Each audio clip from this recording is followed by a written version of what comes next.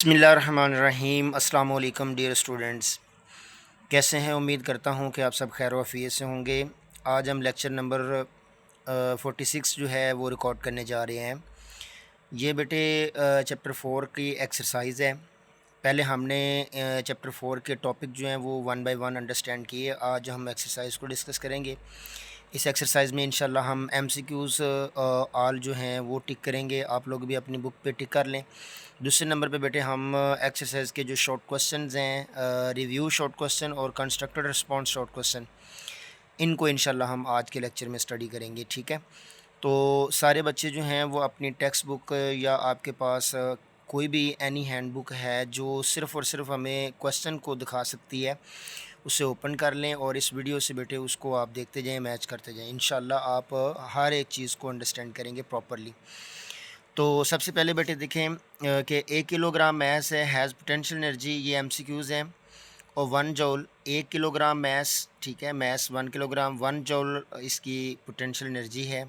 Relative to the ground, ground के लिहाज से, when it is at a height of, बताना ये है कि किस हाइट पर ये ऑब्जेक्ट होगा कि उसकी पोटेंशियल एनर्जी जो है वो 1 जूल हो, जबकि उसका मैस जो है 1 किलोग्राम है।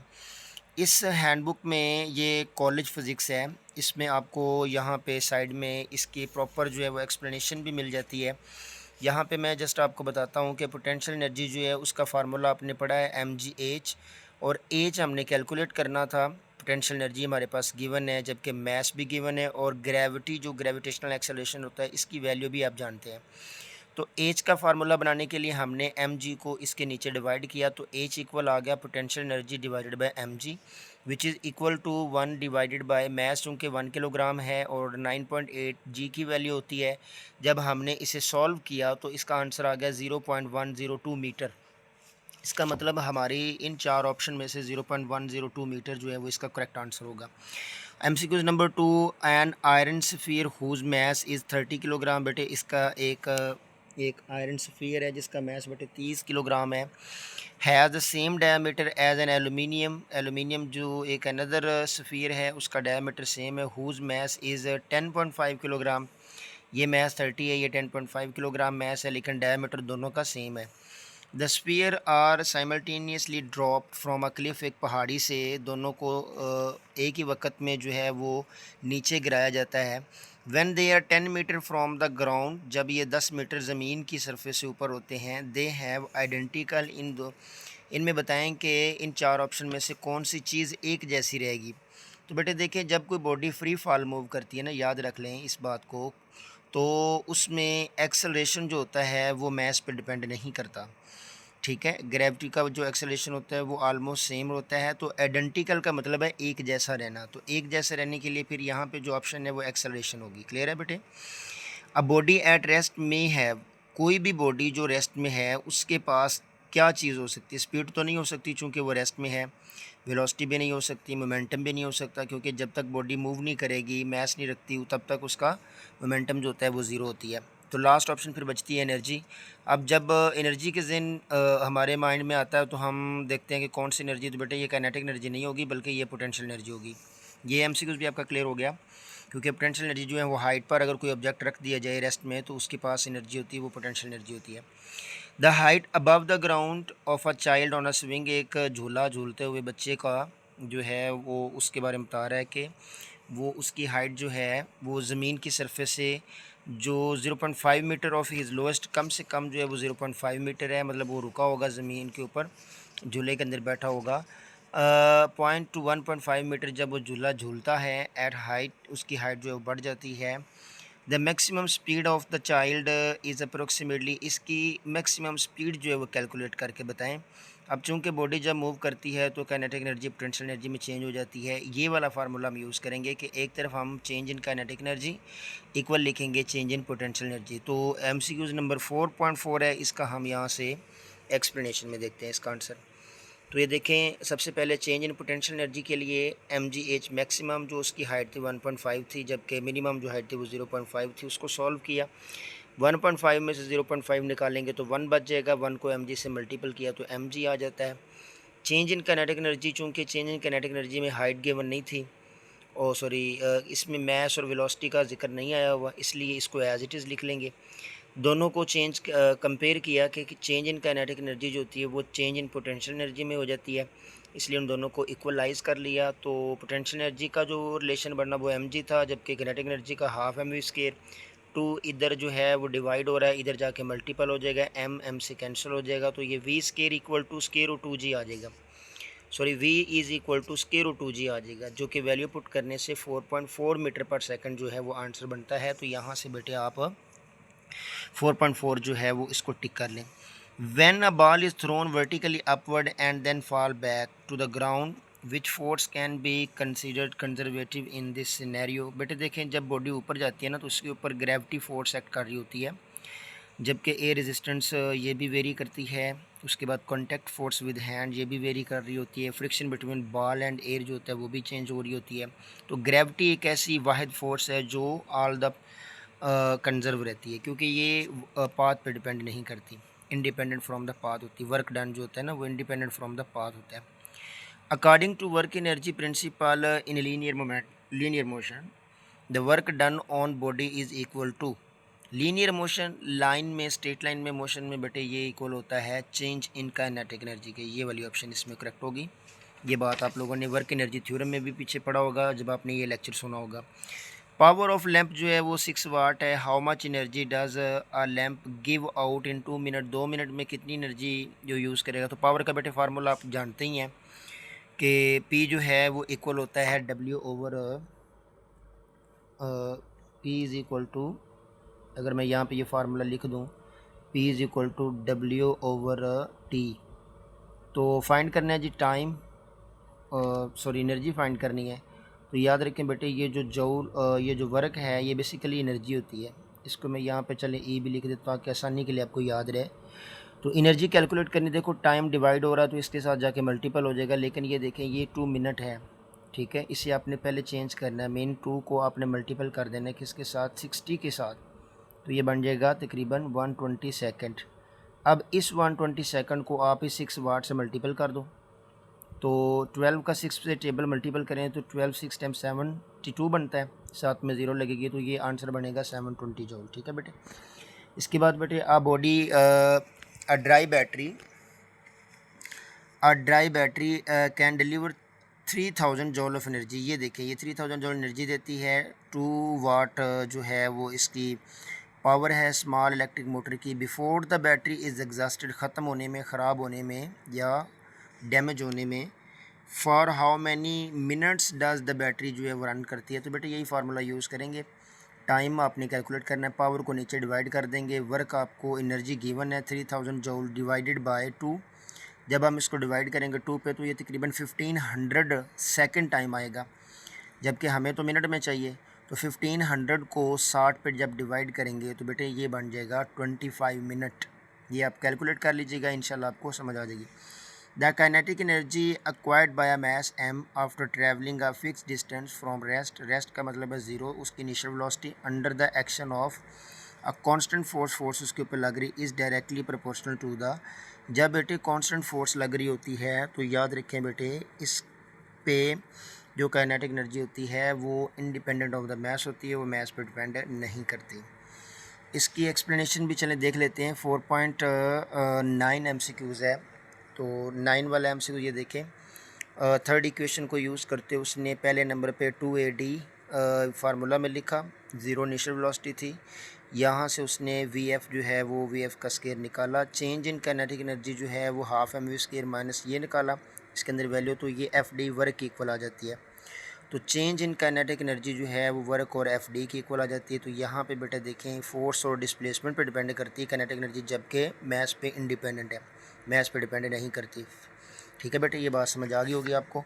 नेक्स्ट MCQ जो है लास्ट MCQ इसका, a body move a distance of 10 metre, 10 metre distance cover करती है along a straight line, straight line में under the action of 5 newton force, 5 newton की फोर्स लगती है। If the work done is 25 joule, अगर 25 joule work करे, the angle which force makes with the direction of, angle find करना है। तो देखिए बेटे वर्क इक्वल होता है FD cause of theta, F और D को मल्टीपल करें 10 और 5 को, ये 50 बन जाएगा। वर्क आपको दिया हुआ है 25 जूल, तो इसको आप डिवाइड कर लीजिएगा, ये फार्मूला लगेगा ठीक है। Cos theta W over F D 25/5 newton metre by 10, तो ये 0.5। Theta is equal to cos inverse, और कॉज इन्वर्स के बाद बेटे आप इसका 0.5 का लेंगे तो ये तकरीबन 60 डिग्री बनता है। तो ये बेटे 60 डिग्री जो है इसकी करेक्ट ऑप्शन है, इसको आपने टिक कर लेना है। इसके साथ बेटे एमसीक्यू तो आपके कंप्लीट होते हैं। अब हम एक्सरसाइज की तरफ बढ़ते हैं, शॉर्ट क्वेश्चन की तरफ। जी बेटे नेक्स्ट क्वेश्चन है, सबसे पहला शॉर्ट क्वेश्चन है जी, why is electrical power required at all when elevator is descending. जब वो नीचे आ रही होती है बेटे, देखें पावर क्यों चाहिए होती है। जब बॉडी नीचे आ रही होती है तो उसे एक कंट्रोल मोशन चाहिए, फ्री फॉल नहीं चाहिए। जब फ्री फॉल होगी तो डेफिनेटली पैसेंजर उसमें मौजूद जो होगा, जो भी पर्सन होगा या पैसेंजर्स होंगे, वो उनके डैमेज होने का ख़दशा होता है। इसलिए हमें इलेक्ट्रिकल पावर की ज़रूरत होती है और वो इलेक्ट्रिकल एनर्जी ही उसे कंट्रोल कर रही होती है। दूसरी बात उसने कहा कि why should be there is a limit on number of passenger in this case. Passenger की लिमिट इसलिए ज़रूरी होती है बेटे, देखिए जब पैसेंजर ऐड होंगे ज़्यादा से ज़्यादा तो डेफिनेटली उसका उस लिफ्ट का टूटने का ख़दशा होता है और वही वो फ्री फॉल बन जाती है। जब फ्री फॉल बनेगी तो जितने भी पैसेंजर्स वहाँ पे होंगे वो सारे डैमेज हो जाएंगे, मतलब उनका कोई सीरियस एक्सीडेंट होने का ख़दशा होता है। इस वजह से पैसेंजर की भी लिमिट जो होती है वहाँ पे रखी जाती है। ये बॉडी ये बेटे आप लोगों को वीडियो के अंदर इसका आंसर प्रॉपरली नज़र आ रहा होगा, आप इसको रीड कर लीजिएगा। एक दफ़ा मैंने यहाँ पे जो वीडियो है वो 1-2 सेकंड 3 सेकंड के लिए रोकी है, आप इसको पढ़ लीजिएगा। इसके अलावा बेटे a body is being raise to a height H from the surface of अर्थ।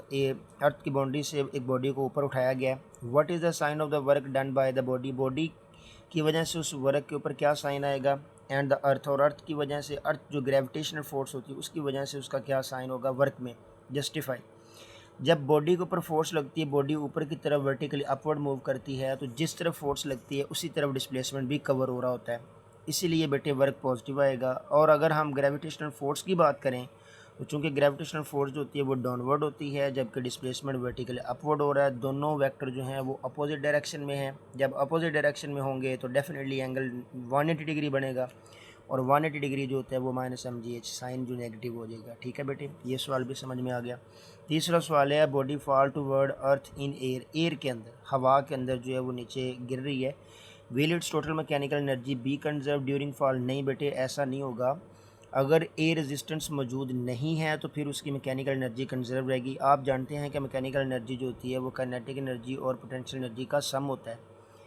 तो डेफिनेटली जब बॉडी ऊपर से नीचे आ रही है, पोटेंशियल एनर्जी काइनेटिक एनर्जी में चेंज तो हो रही है, लेकिन साथ में वो बॉडी फ्रिक्शन के जो एयर रेजिस्टेंस होती है उसके अगेंस्ट कुछ वर्क कर रही होती है। तो कुछ एनर्जी जो होती है ना वो work done against air friction जो होता है वो लॉस्ट हो जाता है, जिसकी वजह से जो टोटल पोटेंशियल एनर्जी है वो काइनेटिक एनर्जी में चेंज नहीं होती।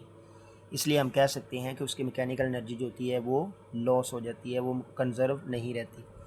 तीसरा सवाल बेटे समझ में आ गया। चौथा सवाल देखें बेटे, लिखा है कि calculate power of a crane in kilowatt. एक क्रेन है जो वर्क कर रही है, उसकी पावर कैलकुलेट करें किलोवाट के अंदर। Which lift a mass of 1000 kilogram to a height of 100 metre और इन 20 सेकंड। तीन चीज़ें गिवन है, मैस गिवन है, हाइट गिवन है और टाइम गिवन है। तो पावर का फार्मूला क्या होता है, पावर कैलकुलेट करनी किलोवाट में, वर्क पर यूनिट टाइम। अब वर्क जो होता है वो इक्वल होता है एफ डी के इक्वल। एफ डी जो फोर्स है वो एम जी की इक्वल होती है, जबकि डी जो है वो एच की इक्वल होता है डिवाइडेड बाय टी। जब हम ये तमाम वैल्यू यहाँ पे पुट करेंगे और इसे सॉल्व करेंगे तो ये आ जाएगा 49,000 वाट। चूँकि अब हमने किलोवाट में चेंज करना है तो ये जो 3 ज़ीरो होती है ना, ये बेटे याद रख लें, किलो की इक्वल होती हैं। 1000 1000 जो होता है वो किलो की इक्वल होता है, इसलिए ये डायरेक्ट 49 किलोवाट जो है वो आंसर बन जाएगा। नेक्स्ट बेटे है कि एक ट्रॉली है, मैस उसका 1500 किलोग्राम है। Carrying a bag of 500 kg is moving. Sand bag जो होता है उसको कैरी कर रही 500 किलोग्राम, उसका वज़न है, वे मैस है। Is moving uniformly with speed. इसकी इनिशियल स्पीड जो है वो 40 किलोमीटर पर आवर है, इसे हम चेंज करेंगे मीटर पर सेकंड में। ऑन अ फ्रिक्शनलेस ट्रैक, ऐसे ट्रैक पर जा रही है जिसमें कोई भी किसी किस्म की फ्रिक्शन नहीं है। After some time sand start leaking. कुछ देर बाद जो होता है वो स्टैंड जो है वो बैग से लीक होना शुरू हो जाती है किसी होल से। Sand bag on the road at a rate of, इस रेट से मीन 0.05 किलोग्राम पर सेकंड। एक सेकंड के हिसाब से इतना किलोग्राम वेट मैस जो होता है ना उसका लीक हो जाता है। पूछता ये है कि what is the speed of the trolley after entire sand bag are empty, जब सारा का सारा बैग जो है वो एम्प्टी हो जाएगा तो उसकी आप बताएं कि स्पीड क्या होगी। तो बेटा देखें यहाँ पे ये बात आपको याद रखनी होगी कि जब फ्रिक्शनलेस ट्रैक होता है तो उसका इनिशियल और फाइनल मोमेंटम जो होगा वो चेंज नहीं होगा, क्योंकि मोमेंटम चेंज होता है कि जब कोई एक्सटर्नल फोर्स जो है वो एक्ट करे। तो इनिशियल और फाइनल मोमेंटम सेम रहेगा, तो यहाँ पे ये कंडीशन लगा लें। देखें initial momentum is equal to final momentum. ये ऊपर जितनी भी थ्योरी है इसको एक दफ़ा आप रहने दें। इनिशियल मोमेंटम जो होता है उसको मैस इनिशियल और velocity initial, final momentum mass final और वेलोसिटी फाइनल। इसमें जो इनिशियल मैस था वो ट्रॉली का मैस और सैड जो उसके अंदर मौजूद थी सैंड उसका मैस था, उनका सम की इक्वल आ गया इनिशियल वेलोसिटी। जबकि फाइनल वेलोसिटी जो होती है मैस जो है वो ट्रॉली का ही रह गया था, जबकि सैंड जो है वो मुकम्मल तौर पे लीक आउट हो गई थी। फाइनल वेलोसिटी जो है वो ट्रॉली की कैलकुलेट करनी। क्लियर है। अच्छा ये सारी सारा डेटा जो है हम यहाँ पे पुट कर देंगे और आसानी से बेटे आप लोग जो है वो फाइनल वेलोसिटी ऑफ ट्रॉली जो है 53.33 किलोमीटर पर आवर जो है वो कैलकुलेट कर लेंगे। ये पहले मीटर पर सेकंड में आती है, फिर इसे चेंज कर लिया जाता है किलोमीटर पर आवर के अंदर। ठीक है। नेक्स्ट बेटे क्वेश्चन है कि give absolute and gravitational units of work on MKS। MKS का मतलब मीटर किलोग्राम सेकंड के अंदर बताएं। एंड CGS का मतलब सेंटीग्राम सेंटीग्राम और सेकंड के अंदर जो है वो इस सिस्टम में वर्क के यूनिट बताएं। तो सबसे पहले बेटे MKS सिस्टम के अंदर एब्सोल्यूट यूनिट आपने जूल सुना होगा, ऐसे यूनिट जो वर्क का होता है ये MKS सिस्टम के अंदर है, बड़े यूनिट जो आज भी यूज़ हो रहा है। ठीक है। सबसे पहले FPS सिस्टम था, फिर CGS सिस्टम आया, फिर अब MKS सिस्टम आया। तो MKS सिस्टम के अंदर जो वर्क का यूनिट है वो जूल है, जो कि इक्वल होता है न्यूटन और मीटर के इक्वल। ग्रेविटेशनल यूनिट की बात करें तो ग्रेविटी ऐड हो जाती है इसके अंदर, इसलिए इसे किलोग्राम मतलब एक मैस को जब हम 1 मीटर डिस्टेंस अबव ऊपर ग्राउंड से स्टार्ट हाइट पे जो है वो इसको मूव करवाएंगे तो उसके अंदर जो यूनिट लिखा जाएगा वो 1 kg mean 1 kilogram force mass जो है वो लिखा जाएगा, जो कि इक्वल होता है 9.8 जूल की इक्वल। इन CGS सिस्टम के अंदर बेटे इसकी वैल्यू एब्सोल्यूट की वैल्यू जो वर्क की है वो अर्ज है। CGS सिस्टम छोटा सा यूनिट होता है और 1 अर्ज जो होता है वो इक्वल होता है 1 डाइन 1 सेंटीमीटर के इक्वल। याद रखें बेटे 1 जूल जो है वो 10 की पावर 7 अर्ज के इक्वल होता है, मतलब जूल बड़ा यूनिट है। उसके बाद ग्रेविटेशनल यूनिट ऑफ वर्क जो है वो ग्राम सेंटीमीटर के अंदर GF से, जैसे ये 1 किलोग्राम F मीटर था क्योंकि ये MKS सिस्टम था, ये CGS सिस्टम इसमें ये लिख देंगे। अब body drop from a height H बेटे 4.7, क्योंकि वीडियो लंबी होती जा रही है जल्दी जल्दी कवर करने हैं questions. Reaches the ground with speed जो है ये स्पीड इसकी गिवन है। ठीक है। Calculate work done by air friction, work calculate करना है। तो वर्क टोटल क्या होगा बेटे, पहले वर्क ग्रेविटी करेगी फिर plus work against air friction होगा। अब वर्क अगेंस्ट एयर फ्रिक्शन जो ये कैलकुलेट करना है तो इसको आप इधर ले आएँ तो वर्क फ्रिक्शन वाला इधर आ जाएगा, वर्क टोटल में से वर्क ग्रेविटी माइनस कर देंगे। जो टोटल वर्क है वो चेंज इन काइनेटिक एनर्जी में चेंज हो जाएगा, क्योंकि आप जानते हैं कि पहले वो हाइट पे थी फिर वो आस्ता आस्ता जो है वो पोटेंशियल एनर्जी काइनेटिक एनर्जी में चेंज हो रही है, इसलिए चेंज इन काइनेटिक एनर्जी की इक्वल आ जाएगा। जबकि वर्क ऑफ ग्रेविटी इसको KEF mean final kinetic energy minus initial kinetic energy लिख देंगे। उसके बाद वर्क ग्रेविटी, ठीक है, इसका हाफ है क्योंकि इनिशियल वेलोसिटी 0 है इसलिए इसकी काइनेटिक एनर्जी भी 0 है। ये माइनस MgH, क्योंकि आप जानते हैं ग्रेविटी से वर्क जो होता है माइनस का साइन वैसे आया हुआ है जो कि माइनस किया था। MgH चूँकि नीचे की तरफ बॉडी आ रही है इसलिए साइन पॉजिटिव आएगा वर्क के साथ। ठीक है। तो इसको सॉल्व किया तो बेटे ये जो आंसर आ जाता है ये सॉल्व करने के बाद माइनस 0.28 MgH। माइनस का साइन ये इंडिकेट करता है क्योंकि वर्क जो है वो एयर फ्रिक्शन की वजह से हो रहा है जो कि उसको अपोज कर रही है। क्लियर है। बॉडी को जो ऊपर से नीचे आ रही है। अब bicycle has kinetic energy 150 joule है। काइनेटिक एनर्जी यहाँ पे लिख लें बेटे 150 joule. What kinetic energy would be bicycle have if it had, अगर इसकी क्या चीज़ें चेंज की जाएँ, सेम मैस को बदलना नहीं है but has speed double speed कर दें। तो ये देखें kinetic energy dash mean speed के चेंज होने से काइनेटिक एनर्जी भी बढ़ जाती है। ये डैश का मतलब है चेंज हो गई है।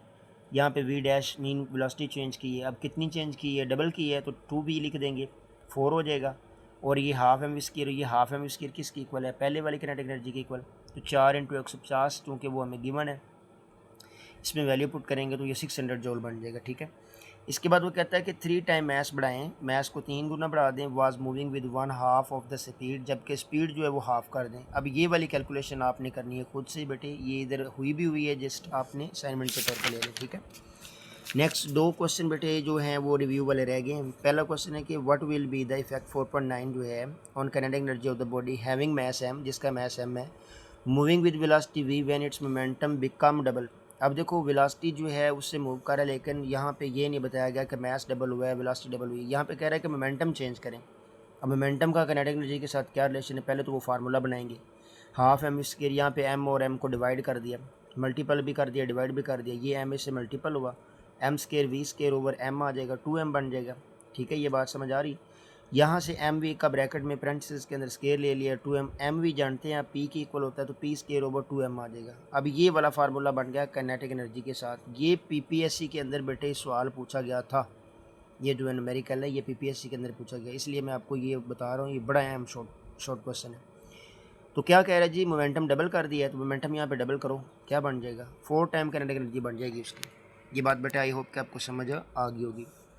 Does the international system space station जो है हैव ग्रेविटेशन पोटेंशियल एनर्जी और एंड काइनेटिक एनर्जी, एक्सप्लेन, बताएं कि जो ये आईएसएस सिस्टम होता है इसके पास कौन सी एनर्जी होती है। तो बेटा देखें, जब वो मूव कर रहा होता है तो due to motion kinetic energy होती है, और जब वो हाइट पे है, अर्थ बाउंड्री से दूर है, तो डेफिनेटली उसके अंदर कौन सी एनर्जी होगी, potential energy.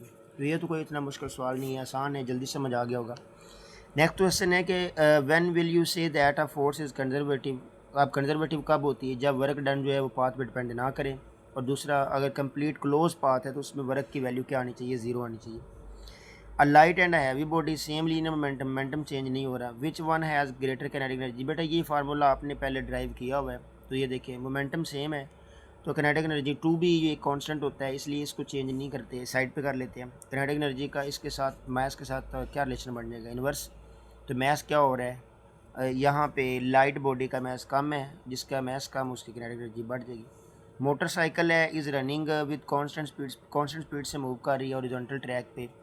Is any work being done, क्या इस पे कोई वर्क होगा ऑन द मोटरसाइकिल पे, इफ़ नो नेट फोर्स। सीधी बात है, सबसे पहले ये बात ये नोट कर लें, दो चीज़ें हैं, कांस्टेंट स्पीड है, अगर उसकी डायरेक्शन चेंज नहीं होती, स्पीड आपको याद रखें बेटे, यहाँ पे आपको दूसरी चीज़ भी देखनी, डायरेक्शन सेम हो, स्पीड चेंज नहीं हो रही, देन उसका एक्सेलरेशन 0 होगा, नेट फोर्स 0 हो जाएगी। नेट फोर्स 0 होगी तो वर्क का फार्मूला नेट फोर्स 0 हो रही है, 0, वर्क 0 हो जाएगा। ठीक है, नेक्स्ट क्वेश्चन बेटे देखिए 4.4 जो है, a force act on a ball moving with velocity जो है 14 metre per second, speed bring to 6 metre per second, पहले 14 थी, अब कितनी होगी, 6 metre per second. Has the force done positive और नेगेटिव वर्क, बताएं कि फोर्स जो इसके ऊपर वर्क करेगी बॉडी के ऊपर, जिसकी स्पीड पहले से कम हुई है, वो नेगेटिव वर्क करेगी या पॉजिटिव। अब आपको ये पता होना चाहिए बेटे, स्पीड कम हो रही है, इसका मतलब है कि जो फोर्स इसके ऊपर लग रही है बॉडी के ऊपर वो अपोज कर रही है।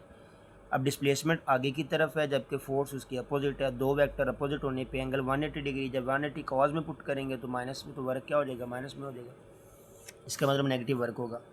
A slow moving truck can have more kinetic energy than fast moving car.